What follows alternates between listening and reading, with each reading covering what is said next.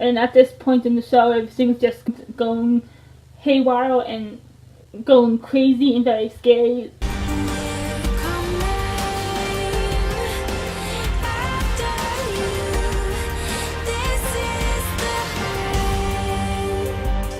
Hey guys, it's Shadowhunters again. This week it's Season 2, Episode 8, Bound by Blood. Let's just head on straight into it. We start off once again with climbing. They're in Simon's boathouse in his canoe, making out, getting hot and heavy, which once again, not a big fan of because it's climbing. I'm more placed in climbing and never really ship them, so that's all I'm gonna get into with that. I've said everything I needed to say about climbing before, but I wasn't that much into climbing in that scene. I was worried, however, that the canoe was gonna fall over and they were gonna fall to the ground. Because it just kept walking, and I was more worried about the canoe falling than the hot steamy makeout section. But I did love it when Jace came in, Simon's shot hit him. That was really funny. But I'm glad Jace interrupted them. I saw his face. He's still not over clearly, and he never will be, because I just want Clace to find out the truth so that they can be together. That's all I want. And at the end of that scene, where Clary's hand starts burning, whatever that is, I feel like there's a better word for it, but you don't know what's happening, and it looks really, really painful and gross and disgusting. And we go to Malik on the balcony of Magnus's apartment. They're talking about the events from last episode with Alec on the roof. That was just a very sweet conversation that Magnus didn't want to just shrug it off, and to essentially let Alec know that if he ever feels that way again, that he can talk to him. Magnus doesn't want Alec to get to that point ever again, and that was just really sweet. And those scenes were just so perfect. And then the moment was interrupted by Clary and Jace coming to Magnus for help with the hand. And I just love Magnus's eye roll when they came in. I was like, can I just have 5 minutes with my boyfriend, please? That was really funny. Magnus looks at Clary's hand, and we find out that's because of the blood oath that Clary made to Iris, and she has to find Madsy, or else the poison, I think is what Magnus called it, will spread and it will kill her if it gets to her heart. So we're on a race against time to find Madsy, who Valentine has, and he's using her. I'm guessing that the injections he keeps giving Dot is affecting her magic, and she can't use as much magic, so he has Madsy. I think that's what I got from that. Correct me if I'm wrong, but I think that's it. That little girl is a really good actress. The other magical moments she had and everything were very, very good. Madsy is very powerful, number one. And some child actors, they're still learning, so they're not really all that good yet. I don't want to be mean, but it's kind of true. But that little girl is very, very talented, and it just kind of shocked me with how much she did, and it was really, really believable. And she did some of the movements just like Magnus, and it was like, she was a very good little actress. Clearly at the Simon's boathouse, and then she gets attacked by that wolf. I knew that was Maya from the very beginning because of the promo. We wound up stopping her. I did find it really sad when we stopped Maya and Luke was talking to her, and he wound up locking her in the storage closet, or whatever that little place was that he locked her in. I did feel bad for her because she was pleading with him not to lock her in there, and I believe that has more to do with her backstory, and I think we'll find that out soon. Kind of hoping that it has something to do with Jordan, but I'll be okay if it doesn't. But I really think there's more of a backstory to why she didn't want to be locked in there. I do wonder, since she got out at the end of the episode, I'm wondering how mad or pissed she is and what she's gonna do now, because yeah, she was kind of hurt and a little bit betrayed by Luke locking her in there. So I'm wondering if she's still gonna be angry or still wants to help Clary.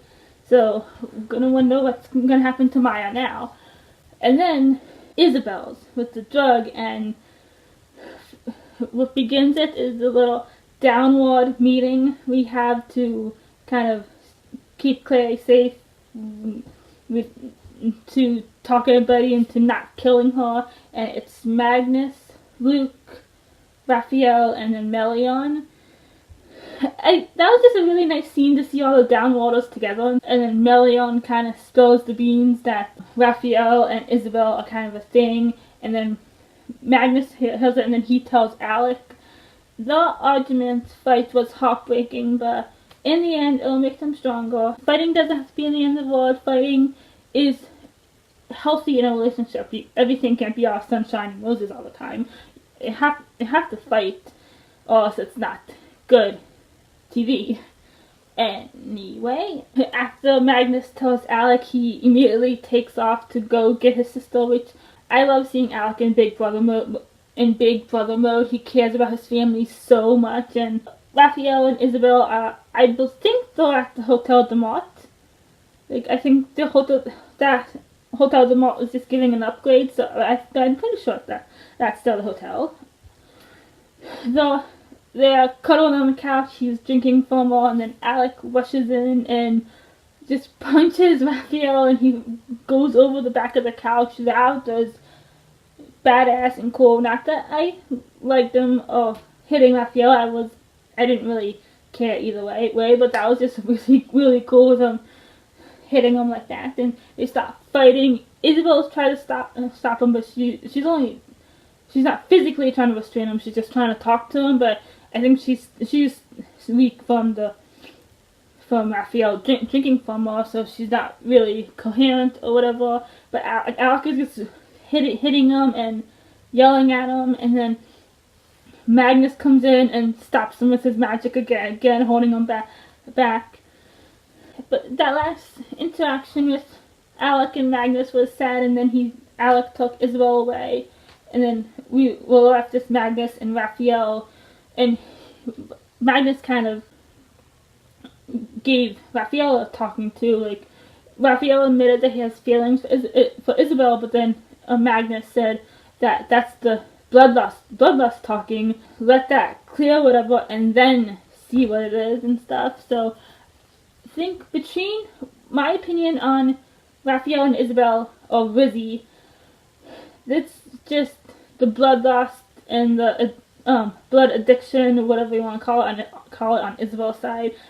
That's what's pulling them together and stuff. They're not thinking clearly. It's just Raphael's bloodlust attracting him to her, and the other way around for Isabel. So maybe if it was kind of a wake-up call to Raphael, and he lets her blood or whatever pass through his system, or whatever that's supposed to mean, maybe he'll realize if it's real feelings or not. But I'm indifferent when it comes to Raphael and Isabel. I would really much rather like to see Sizzy, maybe Saya a little bit, but mostly Sizzy. And then we go to Clary's storyline. We're looking for Madsy when we're in the van, and Clary wants Simon to promise her that if it gets to the point where it's her or the downward, or however she said it, she wants him to kill her because she would rather die before anything happens to the downward. But Simon doesn't want to do it. But then Jace says, I promise. That was crazy forever. When I know some people might think, oh, he's willing to kill his sister or his true love. He's willing to do that and stuff. Some people might think that's what true love is or whatever. But to me, that is when you can respect the other person's wishes, what they would want. That's just love right there. If you can respect the other person's choices and what they would want in a given situation. I mean, that right there took me to Vampire Academy, with both Rose and Dimitri would rather dying instead of being Strigoi. That was the main point for Rose and Dimitri, and then this with Clace. Oh my god, that just made me love Clace even more. And he admitted to Simon after that he didn't know if he would be able to do that if it came to that. But I want more Clace moments. I want more and more and more. But eventually, Jace leaves to go find Madsy on his own and leaves Clary with Simon at the van, and then Clary's slipping further away, and we have Simon begging for her to hold on. We're gonna find Madsy and you're gonna be okay. That would have been the perfect time for Clary to admit any feelings for Simon, but being that she was on the brink of death, but she didn't, which really means that Simon might not last, and she still hasn't admitted any feelings to him. Simon came out and said, "I have feelings for you." I think he said, "I've loved you for a long time," but she hasn't said anything like that to him. She didn't admit that she could fall for him or she's in love with him or anything. She hasn't said any of that, so that makes me think that she's just trying to get over Jace in that way. She's just hopped onto this real fast, and she's not really thinking everything through, and she's just like jumping into it. So that's my whole thing on Clyman. Jace winds up finding Valentine and Madsy at a restaurant. In that scene, I think before Jace comes, Valentine brings Madsy hot chocolate or something. I believe it's hot chocolate, but then she does her magic and it turns into like she lifts it out of the cup, I think by the spoon, and it's like a popsicle. That was just really cool, and she's a really powerful little warlock. I want to get in her way. But anyway, Jace comes and he issues Valentine an ultimatum. He said something that I didn't even realize, that if Clary touches the sword and destroys the downward, he will die too with the demon blood. I didn't even think of that, because if we're following the books, he doesn't really have the demon blood, but that just made things even more worse than real, because I never realized that because I still hope we're following the books in that regard, but even if we don't, nothing can happen to Jace. In the end, he does get Madsy, and he brings her back to Clary. Madsy heals her hand and stuff, and everything's safe and happy, and then Madsy creates a portal and takes Clary through it, and we all knew she was going back to Valentine. And Jace and Simon trying to find Clary, calling reinforcements to cause Alec, and Alec starts getting the other Shadowhunters to look for Clary. And then we have a confrontation with Victor, and Alec kind of reclaiming the head of the New York Institute, which I love. He's the rightful head of the Institute, and that's just it. And Victor was put in his place, finally. Would have liked it if somebody stopped him, but who knows? It could still happen. Jace and Simon are still searching for Clary. We have a little confrontation with some of Valentine's experiments, killing mundanes. They get into the middle of it, and Simon's interrogating one, and that whole scene was probably the scariest scene. Oh my god, that was so scary. But then Luke saves the day, and we go find Clary at the carnival, whatever you want to call it, and Clary's chained up to something, and we're searching. Jace finds her, he calls out to her, he starts running to her, and I so thought it was going to be a Clace hug. The way he was running to her, it was supposed to be a hug, like, you're safe, and I was a little disappointed that it did not turn out into a hug, because I want Clace. That should have been a hug. He was running to her, they should have embraced romantically or whatever. Just give me Clace, please. Valentine comes in with Madsy, I believe. We're talking back and forth.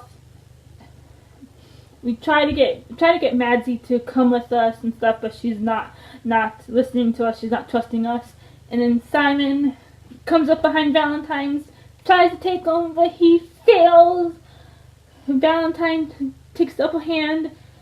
And then Madsy creates a portal, and Valentine, Madsy, and Simon go through it, and now he has a hostage. He has Simon, and what's going to happen? So that left off on a big, huge cliffhanger, and then the promo for next week is they gotta get Simon back, or he's gonna die a really bad death. We got a Malik kiss, and then we got Valentine trying to force Clary to touch the sword. Oh my god, next week's mid-season finale is gonna be action-packed and epic and so wonderful and cool, and I cannot wait for it, but it's the mid-season finale and we have to wait. I don't know.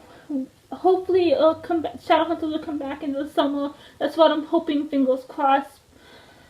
That's what should happen, but you never know. Hopefully the second half will come out into the summer. And I believe that was the whole episode. I've talked about everything I needed to talk about.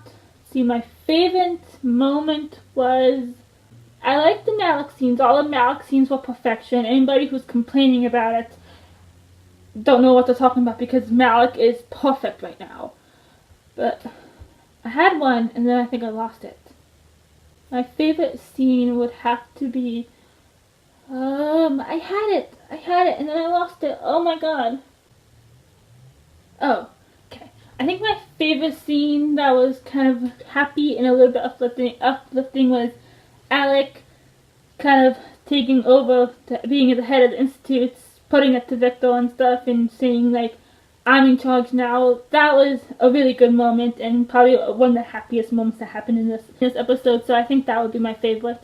What was your favorite in this episode? What made you squeal in delight? What made you scream in pain? Let me know down in the comment section below, and we'll talk about it. And until then, don't forget to like and subscribe, and I'll see you again in my next video. Bye!